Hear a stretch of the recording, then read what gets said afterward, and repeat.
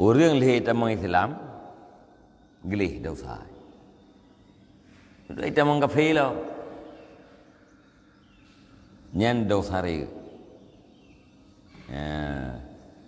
Nah kebaikan jih yang kena berakan, orang bila murtad dosa kebaikan kenyan yang kena berakan nyan hapus nol. Orang Islam umur 50 tahun 60 tahun murtad nyan nol kebaikan kenyan berakannya habis belum boleh. Ndil he murtadnya sampai kita mau Islam kelai. Nyan nol daripada kebaikan. Hana fahala mung limang. Atra awai kabeh. Dosa macam, Jadi berat orang murtad, dengan orang kafir asli. Mia orang kafir aslinya kan baik kita mau Islam nu pampun aja. Dan doa temayang ji lam masa kafir na wajib kata. Hana kata lah napu. Tapi mia orang murtad, orang Islam kita mengkafir. Yang temayang wajib tu ya. Lam masa kafir yang dituntut wajib temayang. Wajib. Dituntut. Kafir je na wajib temayang. Wajib sih urang akhirat je. Kafir yang bit-bit nan. Wajib lam masa kafir je na wajib temayang. Wajib. Mamnya temayang hantah. Mangat sah kata mang Islam. Hana temayang Islam hantah. Na dituntut je temayang, dituntut. Kebukti ji wate urang akhirat tengah dalam neraka itanya masalah kakum fi sakar. Apa yang menyebabkan kah kata mang dalam sakar, dalam neraka. Ia lam naku minal musallin. Kamu jamun ke urang temayang. Ya, nyen kebukti bahwa urang kafirnya nya wajib temayang. Ke urang murtad gepu berat. Tadi gedilih murtad pungoy.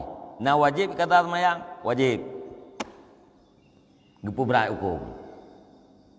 Urang pungo hana murtad ke. Yang kah na wajib tepu ke ya. Na wajib temayang, na wajib nyoh, na wajib je ke. Tapi punya orang murtad pungo, yang ada lah masa pungo yang wajib kata temayang. Yang kita lihat gepu berat. Dalam pungonya wajib. Wajib. Amunya tamang Islam dalam tengah. Kembali lang kepada Islam. Na pungo ileh ton. Warah 2 ton. 5 ton wajib kata temayang.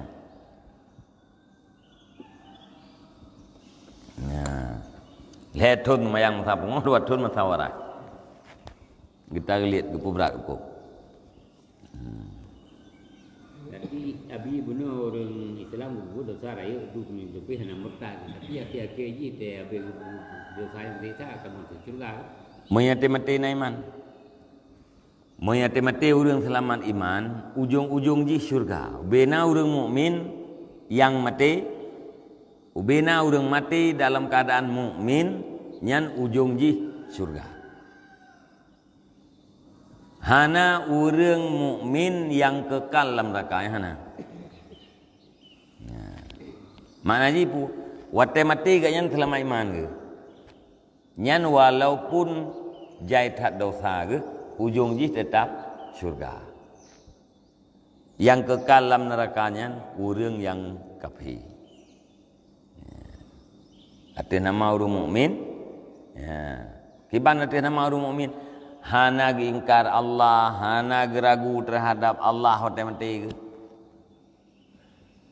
Yang kekal mukmin. Orangnya udip dalam dunia mukmin. Hati mati hana ingkar terhadap adanya Allah. Hana ragu terhadap adanya Allah. Ke Allah hana tinggal ke. Yang ganyan mukmin. Han kekal dalam neraka.